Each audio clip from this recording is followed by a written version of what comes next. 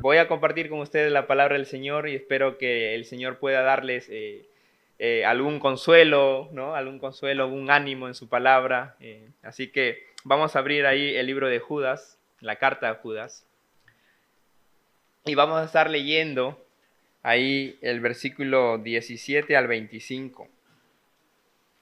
Justo habíamos cantado Judas 17, 25. ¿Qué capítulo, hermano? El capítulo 1. Es el único capítulo que tiene. Justo cantamos Está por Cristo firmes, ¿no? Qué hermoso que justo antes de pasar hayamos cantado ese himno, porque precisamente una de las ideas centrales de esta carta es que debemos estar por Cristo firmes, ¿no? Vamos a ir viendo algunos pasajes claves ahí de Judas, pero quiero centrarme en la última porción que básicamente está dedicada a nosotros los creyentes, ¿no? Dedicada de manera especial a nosotros los creyentes. Si lo tienes ahí, puedes seguirme con tu vista. El versículo 17 al 25 dice la Escritura: Pero vosotros, amados, tened memoria de las palabras que antes fueron dichas por los apóstoles de nuestro Señor Jesucristo, los que os decían: en el poster tiempo habrá burladores que andarán según sus malvados deseos. Estos son los que causan divisiones, los sensuales que no tienen al Espíritu. Pero vosotros, amados, edificándoos sobre vuestra santísima fe, orando en el Espíritu Santo, conservaos en el amor de Dios, esperando la misericordia de nuestro Señor Jesucristo para vida eterna. A algunos que dudan, convencedlos; a otros salvad, arrebatándolos del fuego; y de otros tened misericordia con temor, aborreciendo aún la ropa contaminada por su carne. Y a aquel que es poderoso para guardaros sin caída y presentaros sin mancha delante de su gloria, con gran alegría, al único y sabio Dios, nuestro Salvador, sea gloria y majestad, imperio y potencia, ahora y por todos los siglos. Amén. Bueno, no sé si a ti te gusta un poco el tema de la guerra o el tema ¿no? de esta época de los romanos y los griegos y todo esto. Investigando un poquito sobre esto, yo encontré que los romanos llegaron a ser lo que fueron en su tiempo el imperio más poderoso, precisamente porque ellos tenían muchas tácticas, muchas estrategias de guerra. Y quizás te puedes imaginar ahí la película 300 y todo este tipo de cosas. Pero investigando me di cuenta de que había una estrategia de ellos que le llamaban el testudo. El testudo, que quiere decir en latín tortuga, ¿no? Y el testudo básicamente era una formación de escudos de contención, donde todos los soldados, ¿no? Todos los guerreros tenían que ponerse de una forma que parecían una tortuga cuando todos los escudos estaban por encima de ellos. Ahora, lo curioso de este arreglo, de esta táctica, uno, de que era muy complejo, pero una vez que ellos lograban encajar todo, era básicamente indestructible, ¿no? Porque ellos se podían poner uno sobre otro y poder avanzar y ganar territorio, y básicamente era así. Ahora, era una táctica compleja, ¿no? Difícil de lograr, pero como les digo, una vez que lo lograban ya era difícil que lo rompan. Y consistía en mucha sincronización, mucha habilidad, y al principio, a mí me impactó esto, el principio de esta estrategia era: yo tengo que velar por mi compañero. O sea, si yo realmente estoy enfocado en cubrir a mi compañero, otro compañero me va a cubrir a mí. Y de eso se trataba, de que juntos podían ellos avanzar y ganar territorio. Y ellos siempre en el frente de batalla ponían a los más fuertes, a los más destacados, y así más o menos ellos empezaron a ganar bastante territorio. Ahora, ¿por qué empiezo con esta ilustración? Porque me parece que en el Nuevo Testamento, lo que Pablo y los apóstoles, ahora este escritor Judas, nos quieren dar a entender, que nos quieren dar a conocer cuáles son nuestras herramientas en esta guerra espiritual, en esta batalla espiritual, Tenemos una guerra espiritual, tenemos una batalla espiritual, pero muchas veces no sabemos cómo enfrentarla. Como creyentes, como iglesia, como una comunidad, a veces no sabemos cómo enfrentarla. Y ha pasado que a veces los problemas se dan más dentro de la iglesia que los ataques de afuera. ¿Por qué? Por un desconocimiento de la palabra de Dios. Entonces, Judas está siendo un poquito alarmante con su carta. Si quieres, te voy guiando un poquito. Cuando él está saludando, dice en el versículo 3, amados, por la gran solicitud que tenía de escribiros acerca de nuestra común salvación, me ha sido necesario escribiros exhortándoos que contendáis ardientemente por la fe que ha sido una vez dada a los santos. Él está diciendo, hermanos, yo quería escribirles ya antes y seguir hablando más acerca de esta salvación, acerca de la fe que tenemos, pero ahora yo estoy un poquito, como se dice, tengo una gran solicitud, pero yo empiezo con exhortación, animándolos a ustedes a que tienen que estar contendiendo ardientemente por la fe. Y tú dices, ¿qué significa de contender ardientemente por la fe?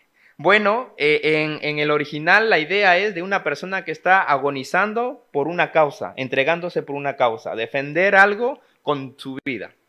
A eso se refiere con contender ardientemente por la fe. Ahora, tenemos que ver que siempre en toda guerra pues hay un enemigo, ¿no? Un oponente. Y nosotros sabemos que Satanás es nuestro oponente. Sabemos que el mundo es nuestro oponente también, que nuestra carne es nuestro oponente. Sin embargo, en este texto, Judas está haciéndonos conscientes no solamente de estos tres enemigos que tenemos, sino que específicamente va a describir a gente, y esto es muy fuerte, gente apóstata que entra a la iglesia y luego sale de la iglesia para no volver. Lo curioso es que él está hablando de los postreros tiempos, como hemos leído hace poco, y dice, y va a tratar de describir de manera muy detallada y usa muchas imágenes para describir a este tipo de personas que entran a la iglesia, dice que se infiltran en la iglesia y que están ahí, y que muchos de ellos atacan a la iglesia desde adentro. A veces hay hermanos que cuando le hablan de la apostasía, tiemblan y lo ven como algo muy, qué difícil es eso, y a veces prefieren no saber mejor. Pero no, la Escritura, lejos de dejarnos fuera del conocimiento, quiere que realmente estemos entendidos de los tiempos. Sepamos qué tipo de guerra estamos peleando, ¿no? Y sigue diciendo él más adelante que algunos hombres han entrado encubiertamente, y eso es lo difícil, que cuando uno no conoce al enemigo, pues ¿contra quién pelea? Entran de manera camuflada, infiltrada dentro de las iglesias. Pero lo bueno es que podemos identificar por las características de este tipo de personas, que después a la larga terminan siendo falsos creyentes, ¿no? Ahora, no me voy a poder detener en cada punto, porque quiero enfocarme en la última parte y decir, a ver, amados creyentes, estas son las herramientas, estas son las armas de nuestra milicia, estas son las armas de nuestra victoria. Pero necesito darle unos minutos para describir de qué tipo de características, de qué tipo de pecados son los que caracterizan a este tipo de personas. ¿Por qué? Porque son pecados que tú y yo no estamos lejos de cometer. Sin embargo, estamos apercibidos para dejar de cometer ese tipo de pecados. Ahora, él ha usado 3 ejemplos del pasado para describir a estas personas. Primero, ahí en el versículo 4, dice, han entrado encubiertamente hombres impíos que convierten en libertinaje la gracia de nuestro Dios y niegan a Dios, el único soberano, y a nuestro Señor Jesucristo. Estas personas son hombres impíos, o sea, no tienen temor de Dios. No solamente no tienen temor de Dios, sino que dice que usan la gracia como ocasión para la carne. Ellos es gente inmoral, por lo general así se traduce esta palabra, libertinaje, gente inmoral. Y niegan, o sea que son rebeldes al señorío de Cristo. Ahora, para adentrarse en estas tres cosas, él va a usar ejemplos del pasado, de la apostasía del pasado, pero también ejemplos de su presente, o sea, del presente de Judas, que ya estaba viviendo él. Dice, mas quiero recordaros que ya una vez lo habéis sabido, dice, que el Señor, habiendo salvado al pueblo, sacándolo de Egipto, después destruyó a los que no creyeron. Pone primero al pueblo de Israel, pero no a todo el pueblo de Israel, sino al pueblo incrédulo de Israel. Porque como recordarán, hubieron muchos que perecieron en el desierto por causa de su incredulidad. Entonces el pecado de la incredulidad es uno de los pecados primeros que resalta aquí. Y luego también tenemos, son ejemplos corporativos. Está hablando de manera corporativa. Habla de los ángeles. Los ángeles que no guardaron su dignidad, sino que abandonaron, dice, su propia morada, los ha guardado bajo oscuridad en prisiones eternas para el juicio del gran día. Como Sodoma, y bueno, el segundo ejemplo son los ángeles, el tercero va a ser Sodoma, pero en los ángeles, ¿cuál fue el tema? El problema fue ahí la rebelión, el pecado de rebeldía. Es un pecado muy, muy, muy grave ante los ojos de Dios. Entonces tenemos la incredulidad del pueblo, la rebeldía de los ángeles y tenemos como último la inmoralidad sexual de Sodoma y Gomorra. Son los tres pecados que caracterizan a todo apóstata, así. Entonces, es un poco difícil a veces hablar de esto, pero es tan necesario, hermanos, porque como les digo, si no conocemos al enemigo, ¿cómo lo enfrentamos? Si no estamos apercibidos y no podemos identificar que estos pecados, tanto la rebeldía como la inmoralidad, como la incredulidad, son pecados que conducen, como dice ahí, hacia la destrucción.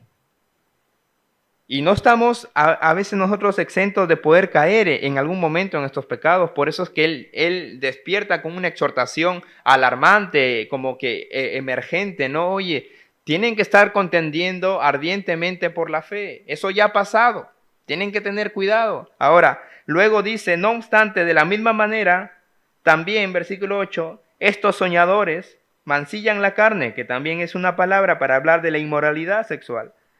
Dice, rechazan la autoridad. ¿Qué pasa? Son rebeldes y blasfeman de las potestades superiores. No tienen realmente temor de Dios. No tienen temor de Dios. Luego, más adelante va a hablar acerca de los tres ejemplos individuales y habla de Caín, habla del error de Balán y habla de la contradicción de Coré, que básicamente también está señalando rebeldía, incredulidad y inmoralidad. Los tres ejemplos. Son pecados que pueden y nos hacen ver realmente que es tan grave a veces personas que llegan a la iglesia, no son realmente discipuladas, no han entendido el evangelio, pero de alguna manera permanecen, no sabemos cómo. Pero ahí están. Y yo estaba compartiendo un poco de esto con unos hermanos y decía, ahora en nuestra actualidad se ve tanto iglesias que se levantan, ¿no? Y los mal llamados autoproclamados, ¿no? Apóstoles, ¿no? O profetas que hablan mucho de esto. Y hay iglesias, no sé si aquí en Uruguay han llegado con mucha fuerza, pero allá en Perú es muy conocido. Y hay muchas iglesias que están totalmente dedicadas al tema de la prosperidad, al tema de ofrecen milagros, ofrecen sanidades y ofrecen mucho este tipo de cosas. Y a la larga después se descubren en toda la inmoralidad que ellos viven, ¿no? A la larga se descubre cómo se están enriqueciendo precisamente de lucrando con la fe. ¿Por qué? Porque están totalmente llevados por estas pasiones que son totalmente pecaminosas y terminan apostatando en la fe y muchos de ellos arrastrando a gente que los sigue. Y eso es lo lamentable, eso es lo triste. Y es por eso que dice, debemos contender ardientemente por la fe. Hay otro texto ahí más adelante que habla acerca de que el juicio de ellos ya ha sido decretado para todos aquellos que se apartan de Dios. Sin embargo, para nosotros los creyentes, los que amamos al Señor Jesucristo, siempre hay un contraste en la forma en cómo se dirige Judas. Por ejemplo, puedes ver ahí en el versículo 17, dice, pero vosotros amados. Versículo 20, pero vosotros amados. Cuando Judas tiene que denunciar las características de un apóstata, él se para como un león furioso y empieza a decir, ellos son así, así, así, así, y no tiene reparo para decir cómo se debe de decir.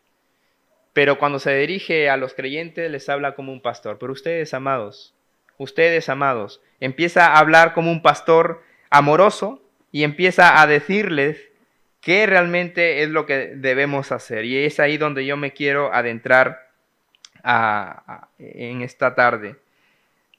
Siempre hemos visto, amados hermanos, que cuando nosotros no entendemos el nivel o no entendemos las características del enemigo, muchas veces los creyentes viven reprimidos, ¿no? Viven un poco sin gozo, viven a veces no vidas prósperas espiritualmente hablando. ¿Por qué? Por un desconocimiento de la palabra o por una falta de la práctica en la palabra. Entonces, él empieza diciendo acerca de las armas de nuestra victoria a partir del 17 en adelante. Viene diciendo, como primera cosa es, amado creyente, tú debes recordar la palabra del Señor. Tú debes recordar la palabra del Señor. Dice, pero vosotros, amados, tened memoria de las palabras que antes fueron dichas por los apóstoles. Ahora, él está hablando ya del Nuevo Testamento, ¿no? De las cartas que ya estaban circulando para este tiempo. Entonces ya había contenido tanto de Pablo circulando, tanto de Pedro también circulando. Es más, la carta de Pedro es muy paralela, es muy parecida a la de Judas. Si en algún momento la segunda carta de Pedro te animas a ponerlas así una contra otra, te vas a dar cuenta que la enseñanza es muy similar. Hay mucho contenido que tiene básicamente muchas similitudes. Y está diciendo, acuérdate de la palabra del Señor. Esto de la apostasía y de los tiempos difíciles ya ha sido anunciado antes. O sea, no, al creyente del siglo XXI no debe tomarle por sorpresa de que estas cosas estén pasando. Decía el apóstol Pablo acerca de esto que se iban a levantar lobos rapaces que se introducen en la iglesia y que no perdonarán al rebaño. Y puedes tener ahí la idea de un lobo rapaz, de ese lobo que está buscando su presa. Más adelante también a Timoteo le dice, el Espíritu dice claramente que en los postreros tiempos algunos apostatarán de la fe, escuchando y siguiendo doctrinas de demonios. Segunda de Timoteo dice, debes saber esto, que en los postreros días vendrán tiempos peligrosos. Y para Timoteo en ese tiempo ya eran tiempos peligrosos. Para nosotros también siguen siendo tiempos peligrosos. Tiempos en los cuales nosotros tenemos que, como dice Judas, contender ardientemente por la fe. Y segunda de Pedro también nos habla acerca de esto. Dice, en ambas despierto con exhortación vuestro limpio entendimiento para que tengáis memoria. Ahí está otra vez la misma palabra, para que ustedes recuerden que en los postreros días vendrán burladores andando según sus propias concupiscencias. Ahora, esto de recordar, segunda de Pedro también lo menciona bastante. Tened memoria de estas cosas, acordaos de estas cosas. Pero yo veo un problema a veces con muchos de nosotros, ¿no? Que cuando nos dicen, acuérdate de la palabra de Dios, y tú dices, pero yo no, si no tengo el conocimiento de la palabra de Dios, ¿cómo me acuerdo de algo que no sé?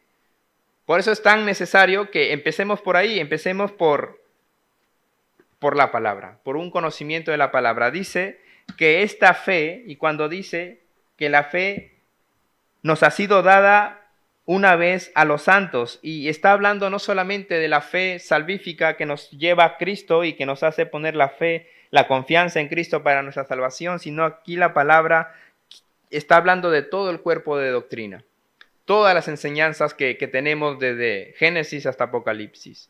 Está hablando de todas aquellas enseñanzas y doctrinas que no solamente los profetas, sino los apóstoles y nuestro Señor Jesucristo nos han enseñado y nos han dejado. El creyente debe estar consciente de esta doctrina. ¿Cómo se va unificando la palabra de Dios? ¿Qué es el tema principal de la Biblia, ¿no? Recuerdo que esa es una de las preguntas que uno tiene que responder a los niños, ¿no? Cuando le dice, ¿esta es la palabra de Dios? Sí, ¿y de qué habla? Ah, ok. Bueno, habla de muchas cosas, sí, pero ¿cuál es el tema principal de la Biblia? Ah, ok. Entonces, uno debe entender que desde el Génesis hasta el Apocalipsis, aunque son muchos libros, se cuenta una sola historia. Es una sola historia en toda la Biblia. Y está hablando de la redención de Dios el plan de Dios para la redención del ser humano por medio de su Hijo Jesucristo para la gloria de su nombre. Ese sería el gran tema de la Biblia, ¿no? Entonces, ¿cómo encajan todo? Uno tiene que estar siempre buscando entender lo que la Escritura nos está enseñando. Todo el cuerpo de doctrina debemos estar buscando, como dice, contender ardientemente por todo lo que la Escritura nos enseña. Ahora, esto de acordarnos la palabra debe llevarnos también a imitar a los salmistas, ¿no? Los salmistas, cuando veían la ley de Dios, ellos podían decir: Señor, cuánto amo yo tu ley. Todo el día es ella mi meditación. Ahora, si te pones a pensar, ellos cuando hablaban de la ley hablaban del Pentateuco.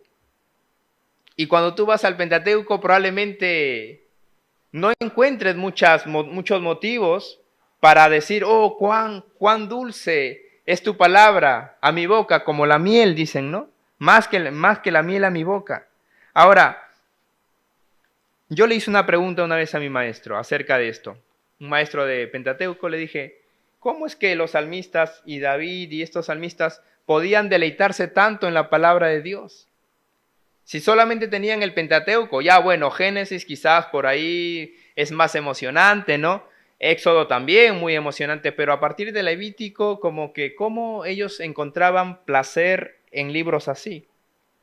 ¿Cómo es que al leer números y de repente decían: oh, wow? Y básicamente lo que él me contestó fue esto: en la ley tú tienes el corazón de Dios descrito.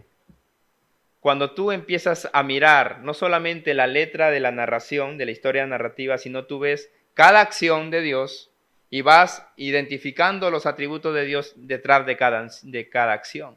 Por ejemplo, tú puedes ver, hace poco con mi esposa terminamos el Génesis y veíamos la historia de José. ¿Y cuántos atributos tú no aprendes acerca de la soberanía de Dios y la providencia de Dios en la vida de José? Y no solamente ahí, sino la gracia que mostró mucho con Jacob, ¿no? Tremendo impostor Jacob, ¿no? Sin embargo, Dios como tuvo gracia y misericordia con él. Entonces, hay mucho que escarbar de los atributos de Dios en el Antiguo Testamento. Y el Nuevo Testamento, que complementa mucho el Antiguo Testamento y nos da a conocer cada vez más el plan de Dios que Dios ha establecido desde el Génesis, cómo Él ha ido construyendo el plan hasta llegar a Cristo. Ahora, lo segundo que es una arma también para nosotros para enfrentar y contender ardientemente por la fe, se encuentra en el versículo 20 cuando dice: pero vosotros, amados, dice, edificándoos sobre vuestra santísima fe, orando en el Espíritu, conservaos en el amor de Dios, esperando la misericordia de nuestro Señor Jesucristo para vida eterna. Ahora, en el original estas frases aparece, la primera frase que aparece es, o mejor dicho, el único mandamiento en sí en esta parte es el conservaos en el amor de Dios. Luego de este conservaos tienes tres palabras que acompañan a este mandamiento. La pregunta sería: ¿cómo el creyente puede conservarse en el amor de Dios? Y él lanza tres palabras, tres gerundios. Dice: edificando, orando y esperando. Dice ahí en el versículo 20: pero vosotros, amados, edificando sobre vuestra santísima fe, orando en el Espíritu. Y en el 21 dice: conservaos. Entonces, conservaos podría ser el título de, y el resto sería la respuesta a este título de conservaos. ¿Cómo uno se puede conservar en el amor de Dios? Bueno, edificando en la santísima fe. Es decir, como ya lo vine diciendo, conocer realmente todo el cuerpo de doctrina que nos enseña la palabra de Dios. Decía el apóstol Pablo que nosotros realmente somos el templo de Dios. Ahí en 1 Corintios 3 habla acerca de la iglesia corporativamente, es el templo de Dios. Dios se mueve en medio nuestro, su espíritu se mueve en medio nuestro, por medio de nosotros y a través de nosotros. Sin embargo, también somos nosotros templo individualmente.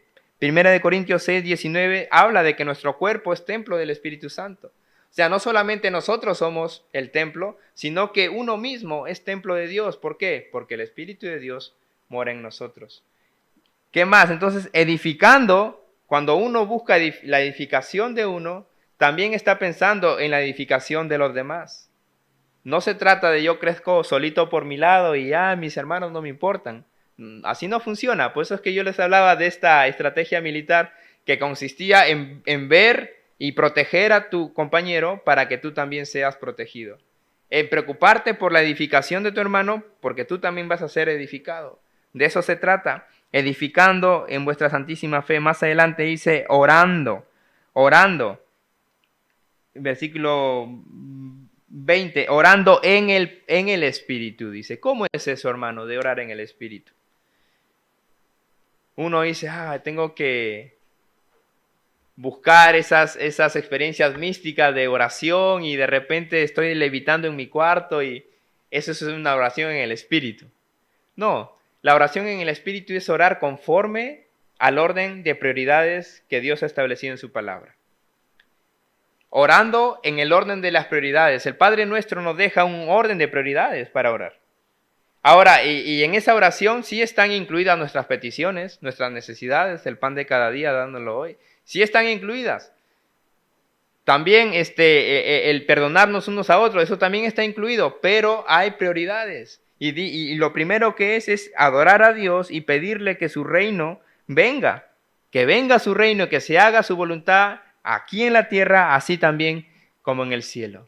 Entonces, empezar por ahí, una oración en el Espíritu es darle la prioridad a los asuntos que Dios le da la prioridad. No significa que Dios no tenga cuidado de nosotros, sí tiene cuidado de nosotros. Él ha dicho en Mateo 6, ¿no? Vosotros no se afanéis por qué deben de comer, qué deben de vestir. Mira, los que no conocen a Dios allá afuera, ellos piden por estas cosas.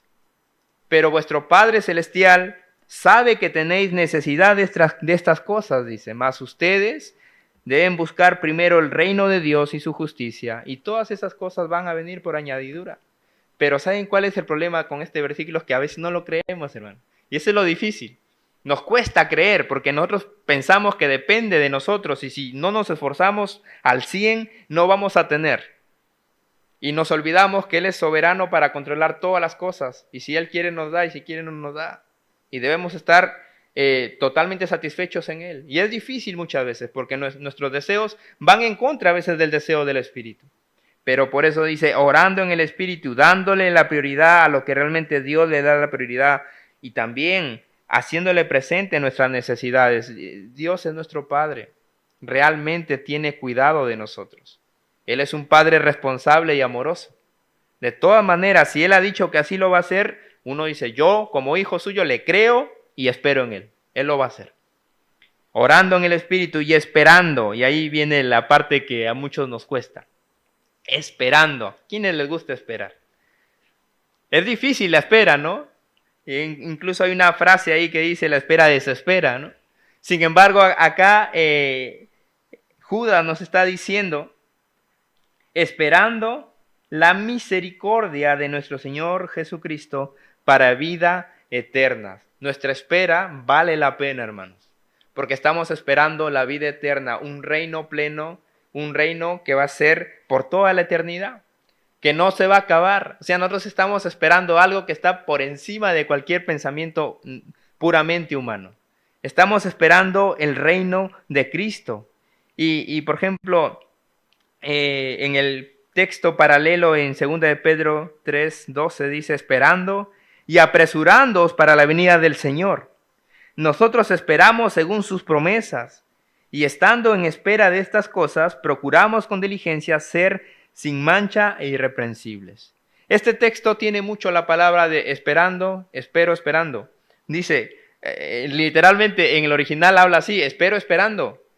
Dice, esperando y apresurándoos para la venida del Señor. Está hablando de esa ansiedad, bueno, no ansiedad, sino ese deseo ferviente de querer, Señor, ya sé que vienes, ya quiero que vengas. Ahora, en el contexto de Pedro era, mira, hay mucha gente que está buscando ser exitoso en todas las cosas materiales aquí. Y de verdad se está esforzando por darlo todo para tener las cosas materiales aquí. ¿Y qué dice Pedro? Todas esas cosas se van a quemar por el fuego. Así dice Pedro, todas esas cosas se van a quemar por el fuego. Cuando venga el juicio, cuando venga el tiempo de la segunda venida del Señor. Sin embargo, dice, ustedes con mayor diligencia deben buscar mejor ser sin mancha e irreprensibles para cuando venga el Señor. Entonces, no tiene un problema Pedro con que un creyente realmente trabaje y busque ser, ¿no?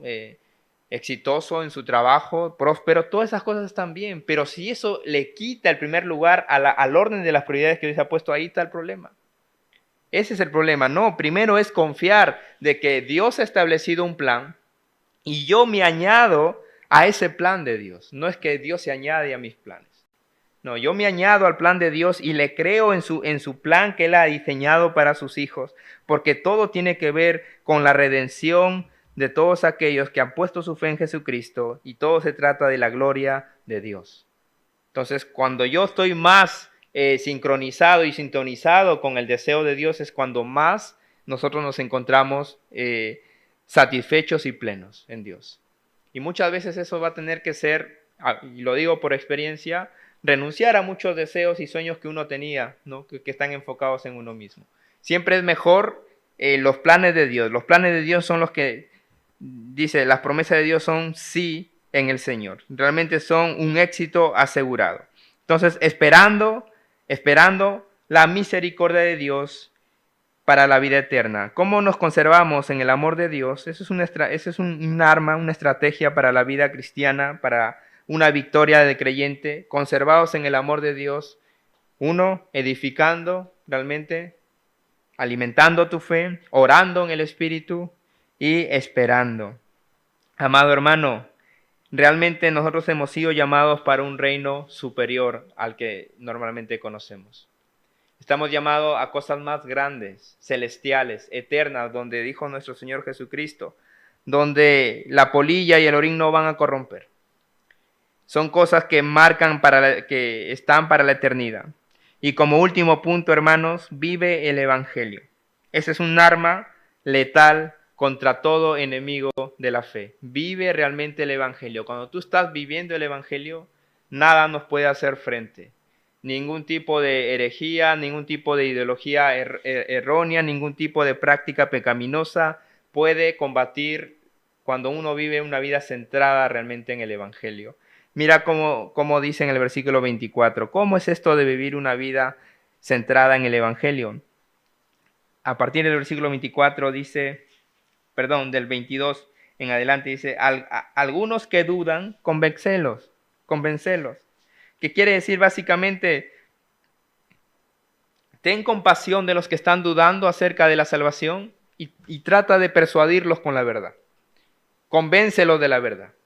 No los dejes ahí, no solamente hagas la vista de que, este hermano o esta persona que tantos años viene a la iglesia y sigue dudando, no ha aprendido. No estamos actuando como Cristo. Cristo realmente tenía compasión por los que no creen o por los que estaban dudando. ¿Se acuerdan de esta persona que le dijo al Señor, Señor, creo, pero ayúdame en mi incredulidad? Y el Señor realmente actúa así, teniendo compasión por los demás. Cuando busqué una ilustración acerca de cómo es tener compasión por otros, encontré la historia de Pedro. ¿Recuerdan cuando Pedro, nuestro Señor Jesucristo, viene caminando sobre el agua y Pedro le dice, Señor, si eres tú, manda que yo camine por el agua? Y de repente Pedro empieza a caminar por el agua. Y mientras está mirando a Cristo, camina por el agua y de repente empieza su corazón a desesperarse y empieza a hundirse. ¿Y qué pasa? Empieza a clamar y dice, Señor, sálvame. Y inmediatamente Jesús extiende la mano y asió de él y le dijo, hombre de poca fe, ¿por qué dudaste? ¿Te imaginas si el Señor no hubiera reaccionado con compasión? Le hubiera dicho, Pedro, qué incrédulo eres, quédate ahí. Si ya estabas caminando, ¿por qué dudaste? No, el Señor se acercó y le dijo, hombre de poca fe, ¿por qué dudaste? Pero lo salvó. Y ese es tener compasión, actuar con compasión. De la misma manera, hoy algunos que oyen la voz de Cristo empiezan a andar en obediencia, pero luego apartan la mirada de Cristo y parece que se empiezan a ahogar también en el mundo. Y empiezan a hundirse en el pecado. Y es triste cuando los hermanos, en vez de ver a un hermano que se está de alguna manera siendo seducido por el mundo o por el pecado y está siendo arrastrado, y de repente, ¿cómo somos? Señalamos, juzgamos y... No, ese no es vivir el Evangelio. Vivir el Evangelio es tener compasión y exhortarlo y persuadirlo y decirle, hey, hermano, reacciona, ¿no? Como Gálatas 6, exhortarlo con mansedumbre y hacerlo que se ponga bien, que esté en los caminos del Señor. No puede ir por esa dirección y tratar de persuadirle y que clame a Cristo hasta que el Señor lo salve. Entonces a los que dudan debemos tratar de persuadirlos de esa manera. Hay un segundo grupo de personas aquí, dice el versículo 23, dice, a otros salvad arrebatándolos del fuego. Y la palabra ahí es más, el salvad es más como rescatarlos de esa situación. Rescatarlos. Y quizás la ilustración que está en el contexto que nos permite ver más esto es el caso de Lot y sus hijas, ¿no? Ellos estaban realmente en Sodoma y la ciudad de Sodoma iba a ser destruida por el fuego. ¿Y cómo fueron rescatados? De manera milagrosa, ¿no? Porque Dios quiso rescatarlos. De ese tipo de rescate está hablando. Y yo estoy seguro que conoces mucha gente que está en esa situación, que está básicamente viviendo en una Sodoma, un mundo sin Dios, un mundo totalmente pecaminoso, inmoral, y sabemos que hay un juicio que viene también sobre ellos. Y nosotros debemos actuar de esa manera, con compasión, pero sí rescatándolos de ese camino que va a la perdición, ¿no? Y nosotros debemos realmente buscar rescatarlos, no solamente cuando nos acercamos y les predicamos el Evangelio, sino, como le decía a un joven que siempre va a mi casa, le gusta el tema del evangelismo, yo le decía, si tú no oras realmente antes de salir, vas a ser derrotado allá afuera. Tienes que orar por las personas que el Señor quiere que tú salves y oras para que el Señor les conceda arrepentimiento, que el Señor les pueda abrir los ojos, porque si el Señor no obra, aunque tú le hables tan bonito del Evangelio, si el Señor no le hable los ojos de una manera sobrenatural, no van a poder proceder al arrepentimiento. Entonces debes buscar realmente orar y salir y hablarle del Evangelio y rescatarlos de esa condenación, rescatarlos de ese, como dice, arrebatándolos del fuego. Y hay otro tercer grupo de personas aquí. Dice, y de otros, tened misericordia con temor. Tener misericordia con temor, aborreciendo aún la ropa contaminada por su carne. Ahora, ¿qué es esto de temor? ¿No? Tener misericordia, pero con temor. Y es un temor aquí, un temor reverente, que cuando uno se acerque a los que no conocen a Dios, a los que no conocen a Cristo, o los que están rechazando a Cristo, acércate con misericordia y compasión, sí, pero ten cuidado. Ten cuidado y no estés participando en sus pecados. Ha pasado así muchas veces, sobre todo en puestos de trabajo, testimonios de hermanos fieles, hermanos buenos hermanos. Y de repente en el trabajo empiezan a evangelizar a una señorita. Sobre todo esto pasa más en el caso de sexo opuesto. Y por tratar de hacer una buena causa, de repente el enemigo se aprovecha y dice, mira, estoy buscando una relación redentiva con esta persona y trato de ganarla, ganar su confianza, y de repente esta persona le dice, oye, vamos a la fiesta acá o vamos a participar de esto, y él por tratar de ser más de confianza termina involucrándose en los pecados de la persona. Y el inicio de la buena intención que tenía de poder predicar el evangelio termina siendo totalmente opacado por estos pecados, porque termina haciéndose más como ellos. Por eso uno tiene que ser muy sabio en este tipo de situaciones. Debe buscar ser prudente cuando uno comparte el evangelio con personas del sexo opuesto o en los lugares donde lo comparte. Debe haber temor reverente realmente. No se debe solamente hacer las cosas así negligentemente, sino que debe haber un temor reverente. Sí, que nos mueva con pasión, tener misericordia, pero siempre con sabiduría y prudencia al acercarnos a estas personas. Ahora, ya para terminar, ya conocemos realmente lo que Dios nos dice acerca de, en este texto, de cómo debemos enfrentar la lucha espiritual, cómo debemos mantenernos firmes, ¿no? Contendiendo ardientemente por la fe, recordando la palabra, conservándonos en el amor de Dios, viviendo el Evangelio. Y por último, todas estas tres cosas que les acabo de decir, hermanos, descansan. Y esta es mi parte favorita porque igual yo también estoy viviendo en esto. Es que todo esto recae en la seguridad que Dios mismo nos da. Porque el Dios de gloria es nuestra victoria.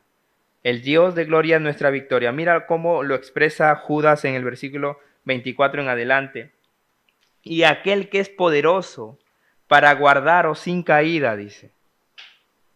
Si tú analizas los versículos anteriores, parece ser que él está hablando de que, cristiano, tú tienes que hacer esto, esto, esto, y tienes que vivir haciendo esto, esto, esto, porque eso es lo que hace un cristiano.